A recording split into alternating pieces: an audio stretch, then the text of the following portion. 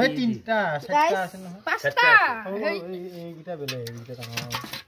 এটো মিয়া হয় এটো মিয়া এটো মিয়া মিয়া বনো এটো অসমীয়া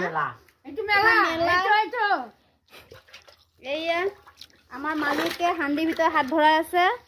এই দলঙৰ গুৰা মাছ আমাৰ এওঁলোকে মাৰিব গৈছে বহুত মাছ পাইছে নাই এইটো গাইছ সব ভিডিঅ' হ'ব চাও